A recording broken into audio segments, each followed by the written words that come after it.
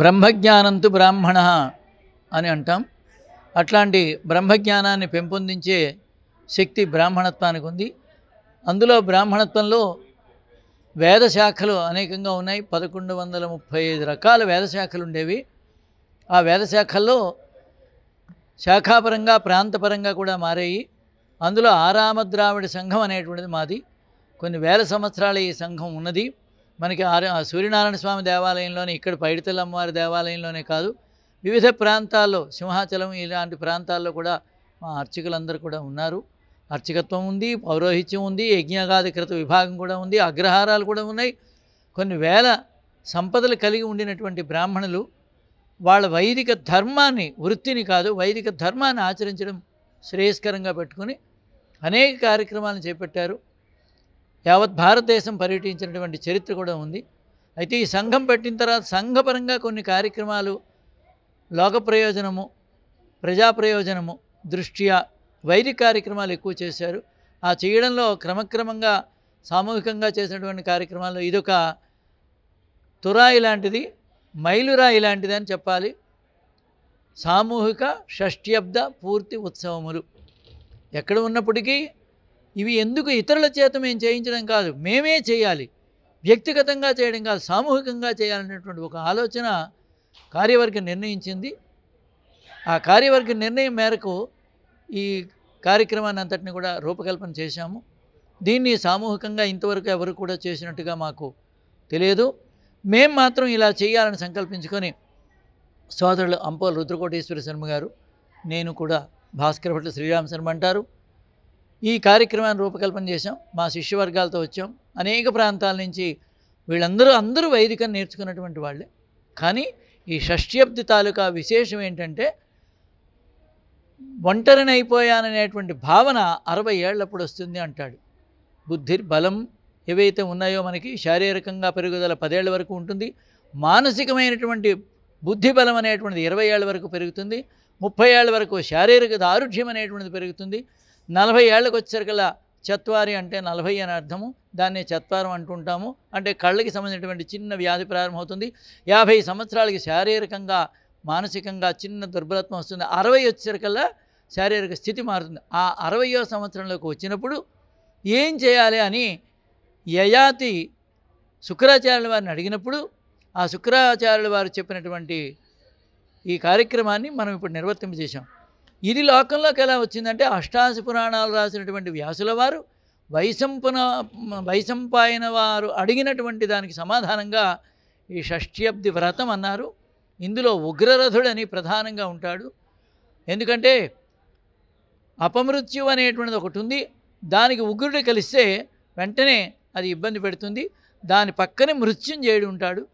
వీళ్ళకి పరివారంగా ఇప్పటికి ఎంతకాలమైతే మనం భుక్తం అంటే తీసుకొని ఇంతకాలాన్ని మనం భుక్తం చేసాం కదా, అంటే తినేసాం కదా, ఈ కాలంలో ఉండేటువంటి దేవతలందరికీ కూడా ఒక దగ్గరికి చేర్చి వాళ్ళకి ఏ ఏ విధానాల్లో ఏ ఏ పద్ధతులలో వాళ్ళని ఎలా పిలవాలి, ఎలా కూర్చోబెట్టాలి, వాళ్ళకి ఏ ఉపచారాలు చేయాలనేటువంటిది ఒక పెద్ద వేద మంత్రాలతో ఉన్నటువంటిది.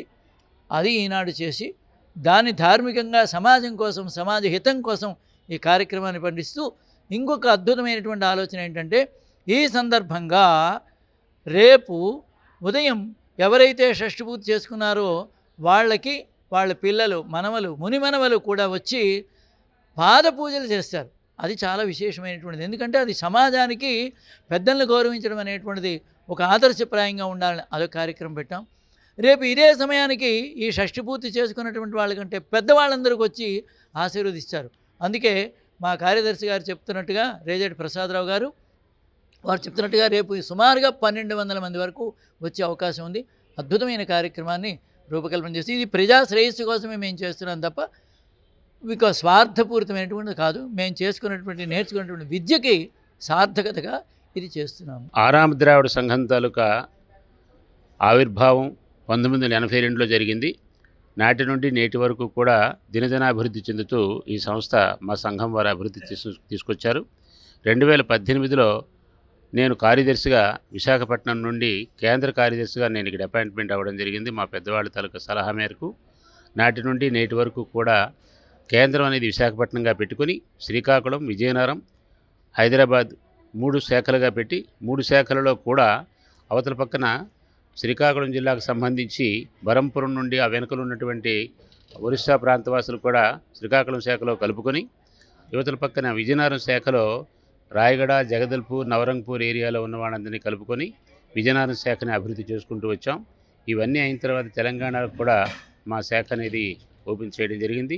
ఈ ప్రకారంగా 4 శాఖలుగా అభివృద్ధి పొంది మా సంస్థ నేటికి సుమారు 2500 పైచిలుకు సభ్యత్వాలతో నమోదు చేసుకుని వారి తాలూకా అభివృద్ధిని, సంఘంలో ఉన్నటువంటి పేదవాళ్ళ తాలూకా విషయాలు వాళ్ళు ప్రోత్సహించడం, వాళ్ళకున్న సమస్యలు పరిష్కరించడం, అలాగే విద్యా ప్రోత్సాహకాలతో కొంతవరకు సహకరించేటటువంటి తత్వంతో కొంతవరకు వెళ్ళింది.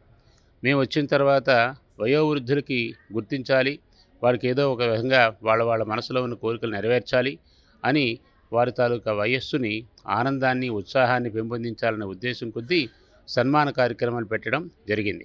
అది 2018 అయితే నేటి వరకు మా సంఘం ద్వారా ఇప్పుడు చెప్పిన ఒరిస్సా, ఆంధ్ర, తెలంగాణ శాఖలలో ఉన్నటువంటి మా వాళ్ళందరినీ కూడా ఆ 60 ఏళ్ళు దాటి 70-80 సంవత్సరాల వయసులో ఉన్నవాళ్ళు రకరకాలని గుర్తించి 200 మంది పైచులకు మేము సన్మాన కార్యక్రమాలు చేశాం. ఇప్పుడు మేము చేస్తున్నటువంటి ప్రయత్నంలో మా తాలూకా సంఘం ద్వారా మరికాస్త అభివృద్ధి పథంలో ముందుకు తీసుకుని వెళదాం, సేవా కార్యక్రమాలు పెంచుకుందాం. బ్రాహ్మణత్వం అనేటటువంటిది మన సంఘం తాలూకు పేరులో లేదు కనుక ఇందులో బ్రాహ్మణత్వాన్ని కూడా జొప్పించి శ్రీమత్ ఆరామ ద్రావిడ బ్రాహ్మణ సేవా సంఘం అనే పేరుతో ఇప్పుడు మళ్ళా 2025లో దీనికి అనుబంధంగా మరొక సంస్థమైన సంఘాన్ని ప్రారంభించుకొని మరికాస్త అభివృద్ధి పదంలో సామాజిక స్పృహతో మేము మా తాలూకా సంఘం తాలూకా సహకారంతో మరికాస్త ముందుకు వచ్చి మేము ఉపయోగపడాలి, సామాజికంగా అందరికీ ఉపయోగపడాలనే అభిప్రాయమే ఇప్పుడు మేము పేరు మార్చుకోవడానికి ప్రధానమైన కారణం. బ్రాహ్మణత్వాన్ని కూడా ఇందులో చూపిస్తూ, అలాగే మా తాలూకా సంఘం ద్వారా కొత్తగా ఉంటుందనే ఉద్దేశంతో మా గురువుగారు చెప్పినట్టుగా ఒక మైలురాయిగా ఈ రోజున మేము ఈ కార్యక్రమాన్ని చేపట్టాం. ఇందులో 3 జిల్లాలే కాదు, అంటే ఉత్తరాంధ్ర అనుకుంటున్నారు. ఉత్తరాంధ్ర కాదు, ఉత్తరాంధ్ర వెనుకనున్నట్టు ఒరిస్సా ప్రాంతవాసులు వచ్చారు. అవతల పక్కన మన తాలూకా తెలంగాణ వాళ్ళ తాలూకా ఇన్వాల్వ్మెంట్ కూడా ఉంది. అందరి తాలూకా సహకారంతో ఈ కార్యక్రమం జరుగుతోంది. మా టార్గెట్ 25 మంది దంపతులను తీసుకుని ఈ యొక్క షష్ఠపూర్తి ఉత్సవాన్ని 2 రోజులు చేద్దాం అనుకున్నాం. ఆ రకంగా ప్లాన్ చేసి ఫీల్డ్ వర్క్ చేస్తే మాకు 20 మంది దంపతులు కూడారు. కొన్ని కారణాల వల్ల ఒక 2 ఆగారు. 18 మంది దంపతులతో ఇవాళ మేము కార్యక్రమం చేయగలిగాం. ఈ విధమైనటువంటి సక్సెస్ని మేము తీసుకురాగలిగినందుకు మాకు మా సంఘం తరపున చాలామంది ఆర్థిక సహకారం కూడా చేశారు. ఆ సహకారంతో ఇంత పెద్ద కార్యక్రమం చేయగలుగుతున్నాం. రేపు సుమారు 1200 పైచులకు వస్తారు. రేపు మాకు సర్వసభ్య సమావేశం ఉంది. అందులో మేము యువజనులకు కూడా అవకాశం కల్పిస్తూ కొత్త తరం అభివృద్ధి పదంగా తీసుకుని వెళ్ళాలని, మహిళల్ని కూడా గుర్తించి దాంట్లో కూడా వాళ్ళకి షేరింగ్ ఇచ్చి వాళ్ళ ద్వారా కూడా అభివృద్ధి పథకంలో సాంస్కృతిక కార్యక్రమాలు చేయాలనేటువంటి అభిప్రాయం కూడా ఉన్నాయి. అవన్నీ రేపు మాకు సర్వసభ్య సమావేశంలో జరుగుతాయి. ఈ విధంగా మరి కాస్త ముందుకెళ్ళి బ్రాహ్మణత్వాన్ని ఒకరికొకరు సహకరించుకుంటూ సేవాభావంతో సామాజిక స్పృహతో వెళ్ళేదానికి ఈరోజు మేము చేసే కార్యక్రమం నాంది. ఇకపై ఇంకా ఉన్నత స్థాయికి తీసుకుని వెళ్ళే ప్రయత్నం మేము చేస్తున్నాం. దానికి మీ మీడియా వారు సహకరించాలి. మేము రాబోతున్న నెక్స్ట్ ప్రోగ్రామ్స్ ఏవైనా చేస్తే మీకు అందరికీ తెలియజేస్తాం. మీరు సహకరించాలని మనస్ఫూర్తిగా కోరుకుంటున్నాం. శ్రీ గురుభ్యో నమః. ఆరామ ద్రావిడ సంఘంలో నేను ప్రాంతీయ కార్యదర్శిగా పనిచేస్తున్నాను.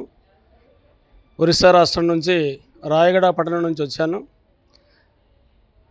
ప్రాంతీయ కార్యదర్శిగా పుష్కరకాలంగా 12 సంవత్సరాల పైగా నేను పనిచేస్తూ ఉన్నాను. రాయగడ, బరంపురం అలాగే మిగతా ప్రాంతాల నుంచి కూడా సభ్యత్వాలు దీంట్లో తీసుకురావడమే కాకుండా ఈ ఆరామ ద్రావిడ బ్రాహ్మణ సంఘంలో నా పాత్ర చక్కగా పోషించడానికి కావాల్సిన ప్రయత్నం చేస్తున్నాను. సేవా దృక్పథంతో అనేక కార్యక్రమాలు మా పూర్వీకులు దీంట్లో చేశారు. ఆ చేయడమే కాకుండా విద్యా ప్రోత్సాహకాలు, పేదవాళ్ళకి ఉన్నత స్థానానికి తీసుకురావడానికి కావాల్సిన కృషి పూర్వ పాలకులు చేశారు. మా హయాంకి వచ్చిన తర్వాత కూడాను అనేక కార్యక్రమాలు, దైవ కార్యక్రమాలు చేయడమే కాకుండా 60 సంవత్సరాలు పైబడి ఉన్నటువంటి వాళ్ళందరినీ గౌరవించుకునే పద్ధతుల్లో వాళ్ళు కుమారులు, కుమార్తెలు ఇతర దేశాల్లో ఉన్నవారు అందుబాటులో లేకపోయినప్పటికీ కూడా ఈ సంవత్సరం ఈ ప్రత్యేక కార్యక్రమం, ఒక షష్ఠపూర్తి మహోత్సవం, ఒక కుటుంబం వారి కుమారులతో ఆ తల్లిదండ్రులు చేయించుకోవడం చాలా కష్టంగా ఉన్నటువంటి ఈ రోజుల్లో మా సంఘం అందరినీ దృష్టిలో పెట్టుకొని ఒక 25 మంది దంపతులకు వారి వారి కుమారులే కాదు, కుమార్తెలే కాదు, అల్లుళ్ళే కాదు, సంఘం తరపున మేము చేద్దాం అన్న భావంతో ఈ బృహత్తర కార్యక్రమాన్ని కూడా ప్రారంభం చేశారు. ఈ కార్యక్రమం సక్రమ పద్ధతిలో నడిపించడానికి ఈ సంఘ పెద్దలందరూ కూడా కృషి చేయడమే కాకుండా ప్రాంతీయంలో ఉన్నటువంటి ఆ బరంపురం ప్రాంతం నుంచి, అలాగే బ్రహ్మపురం అంటారు దాన్ని ఇప్పుడు ప్రస్తుత కాలంలో, అలాగే రాయగడ నుంచి, విజయనగరం, విశాఖపట్నం, శ్రీకాకుళం జిల్లాల నుంచి అనేకానేక ప్రముఖుల తోడ్పాటు, సహాయం, సహకారంతో ఈ బృహత్తర కార్యక్రమాన్ని నిర్వహించడం జరిగింది. ఈ షష్ఠిపూర్తి మహోత్సవంగా ఉగ్రరథ శాంతినామక షష్ఠ్యబ్ది పూర్తి మహోత్సవం అంటారు. దీంట్లో దేనికోసం చేయాలి, ఎందుకోసం చేశాము అనడానికి మానవుడి తాలూకు ఆయుర్దాయం భగవంతుడు ఇచ్చినటువంటిది 120 సంవత్సరములు పైగా. ఈ సృష్టిలో, బ్రహ్మదేవుడి సృష్టిలో అనేక జీవరాశులు ఉన్నాయి. అన్ని జీవరాశులకి వాటికి ఇచ్చినటువంటి కాలాన్ని అవి బతుకుతూ ఉన్నాయి. అంతేకాని ఒక్క మనిషి మాత్రమే భగవంతుడు బ్రహ్మదేవుడు ఇచ్చినటువంటి ఆయుర్దాయం 120 సంవత్సరాలు జీవించలేకపోతూ ఉన్నాడు. 60 సంవత్సరాలకి పడిపోయింది. కనుక ఈ షష్ఠ్యబ్ది పూర్తి మహోత్సవం అనేటువంటి ఉత్సవం కాదు, ఇది శాంతి కార్యక్రమాలు. ఈ శాంతి కార్యక్రమాలు చేస్తూ మరో 60 సంవత్సరాలు మాకు ఆయుర్దాన్ని ఇవ్వండి, మా కుమారులు, కుమార్తెలు, మా తాలూకా వంశం అభివృద్ధి చెందాలి అన్నటువంటిదే కాకుండా సామూహికంగా చేయడం గల కారణం ఏమిటంటే ఈ యొక్క దేశం, ఈ యొక్క ప్రాంతం ఇవన్నీ కూడాను అభివృద్ధి చెందాలి.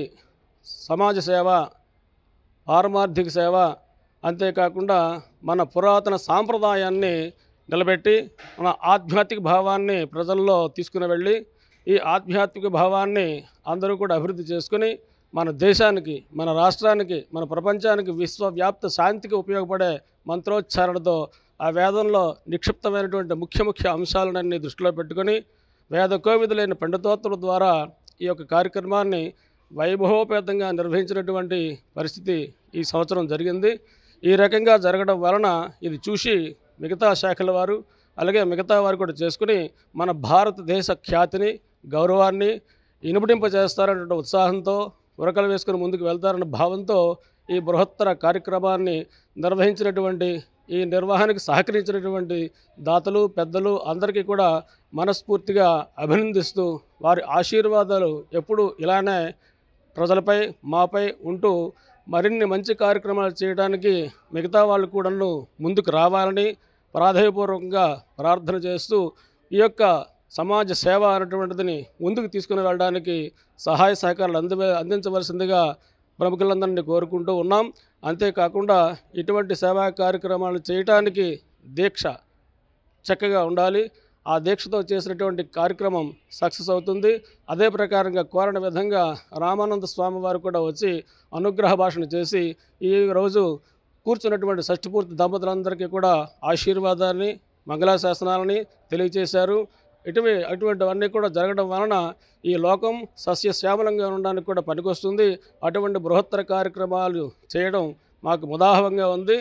నేను చాలా సంతోషిస్తున్నాం. తెలుగులో న్యూస్ కి ఫాస్టెస్ట్ యాప్ ఇప్పుడు టోటల్లీ న్యూ అవతార్లో జస్ట్ 5 సెకండ్స్ లో కంప్లీట్ న్యూస్, సోషల్ మీడియాల ట్రెండ్స్ కి one stop solution, live TV app, voice search option తో ఇప్పుడే డౌన్లోడ్ చేయండి లేదా అప్డేట్ అయిపోండి. యాప్ లింక్ డిస్క్రిప్షన్ లో ఉంది.